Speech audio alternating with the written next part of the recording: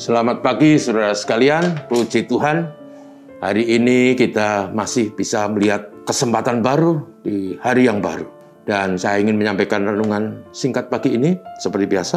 Temanya, bila kesepian melanda kita. Diambil teksnya dari 1 Raja-Raja pasal 19, ayat 11b sampai 16. Demikian firman Tuhan. Maka Tuhan lalu, angin besar dan kuat yang membelah gunung-gunung dan memecahkan bukit-bukit batu mendahului Tuhan. Tetapi Tuhan tidak ada dalam angin itu. Dan sesudah angin itu datanglah gempa, tapi tidak ada Tuhan dalam gempa itu. Dan sesudah gempa itu datanglah api, tetapi tidak ada Tuhan dalam api itu.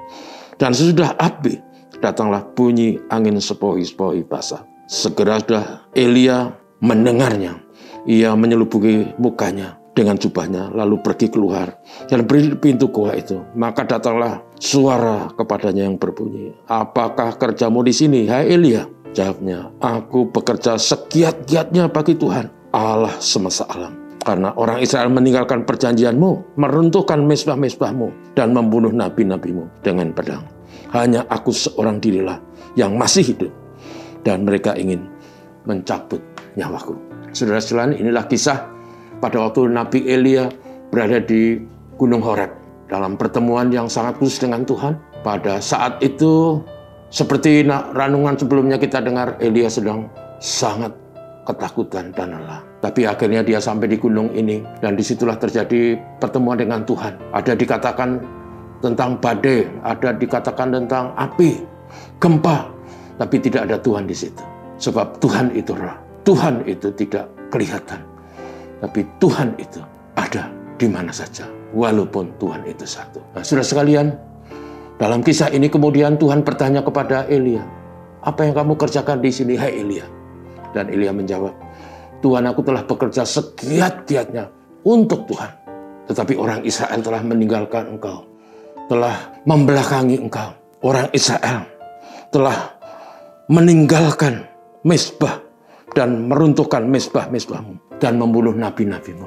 Tinggal aku seorang diri yang masih hidup, dan mereka ingin membunuh aku." Apa yang kita dengar dari kata-kata Elia itu adalah sebuah ekspresi kesepian, atau dalam bahasa loneliness, yang sering melanda kehidupan manusia. Bahkan di zaman kita, di abad 21 ini, di mana kita hidup di zaman yang sangat modern, dengan berbagai media yang luar biasa, alat komunikasi yang canggih, yang dahulu selama 2-3 milenium, 6 milenium tidak pernah ada. Tiba-tiba muncul di zaman kita. Tapi pertanyaannya, apakah dengan semua situasi alat-alat yang canggih membuat manusia bisa mengatasi kesepian? Dan kesepian itu masalah kejiwaan, masalah kehidupan. Dan kapanpun dan siapapun bisa dilanda oleh situasi. Dan karena itu kita belajar satu hal yang kita baca tadi. Belajar dari Nabi Elia. Tuhan katakan, "Kembali ke jalanmu, lakukan tugasmu." Dan kemudian Elia disuruh untuk mengurapi 2 calon raja, Raja Aram dan Raja Israel.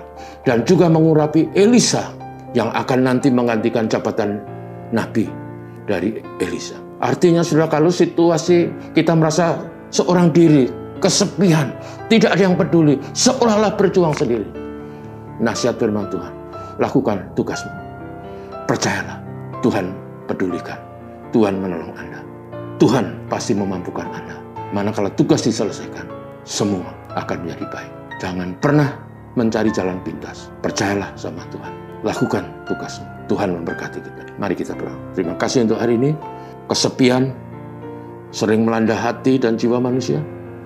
Kami belajar dari Nabi Elia yang juga merasa kesepian, tapi diatasi dengan sabda Tuhan untuk tetap melakukan tugas, menghidupi hidup ini sebagaimana mestinya. Dan percaya, Tuhan mendengar.